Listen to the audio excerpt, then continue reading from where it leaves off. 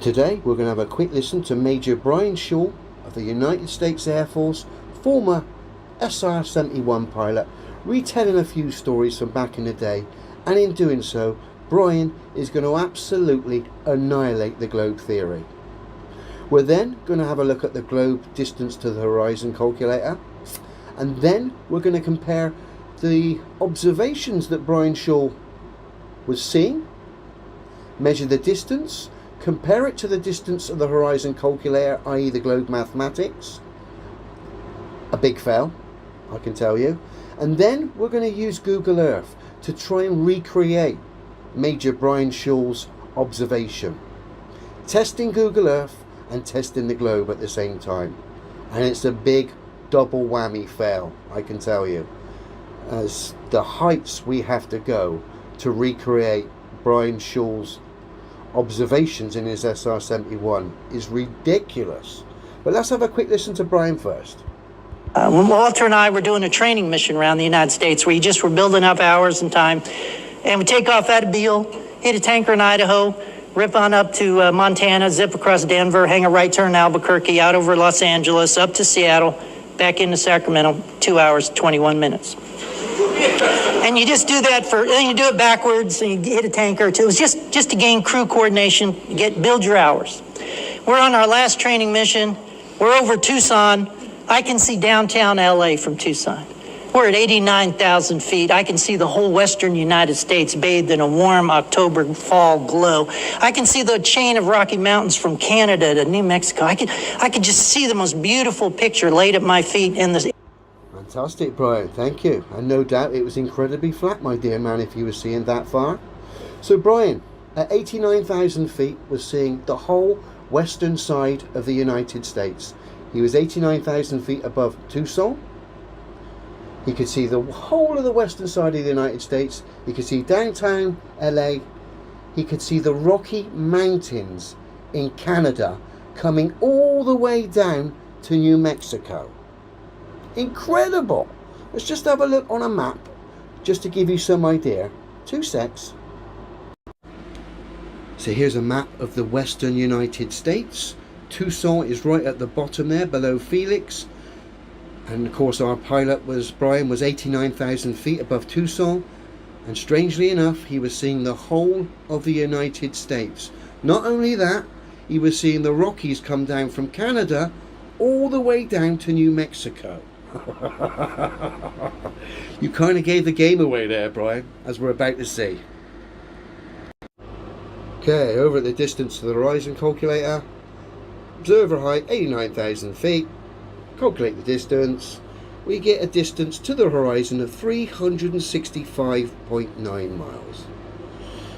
Already, anyone who looked at that map just now can see there's an obvious problem. Right, let's get some idea of distance here. I'm going to be quite kind to the globe believers. I'm not going to measure all the way to the Rockies inside of Canada. I'm going to measure to the border. Just to be fair here. I don't want to crush your globe too much. So to give us some idea, distance, let's say approximately 1,100 miles to the Rockies on the US-Canadian border, okay? It's actually a lot further. If I was to include the whole Rockies, we'd be looking in the region of 1,500 miles. But we'll give the Globies a sort of fighting chance here. Not that their reality is real whatsoever, it's pantomime, as we've just seen. So we've got that, 1,100 miles. This SR-71 pilot was seen at an absolute minimum from 89,000 feet. But the globe mathematics tell him, and us, that the horizon, i.e. the cut-off point, should have been just over 300, was it 369 miles, was it? Let me just double check. 365.9 miles. So the horizon on the globe model from an observation height of 89,000 feet should be 365 miles away, i.e. the cut-off point.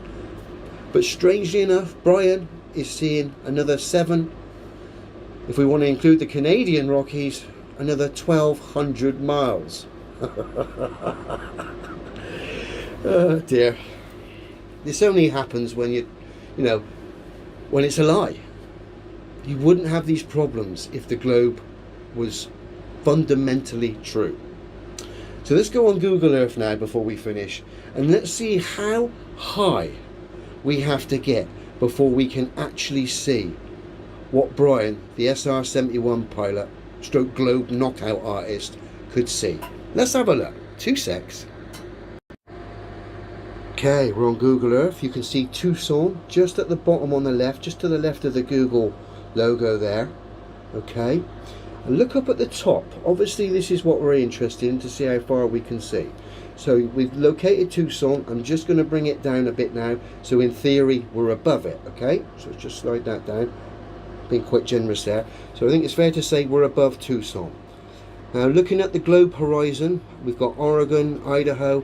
We still can't even see Washington State yet, and at the moment my altitude is not 89,000 feet.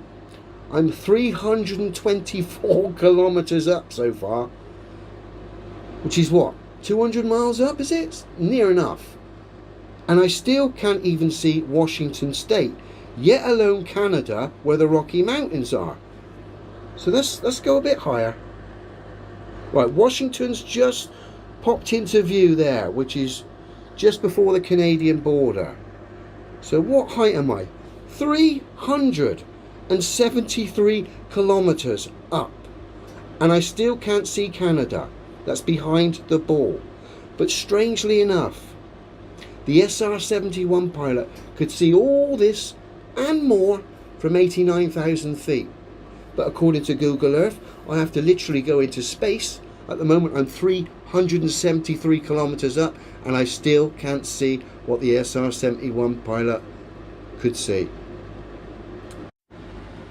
You gotta love the SR-71. What a cracking globe knockout artist it is. And of course the observations of the SR-71 pilot are only possible if the Earth is a level plane. We've seen how ridiculous the observations are on a ball. They don't work.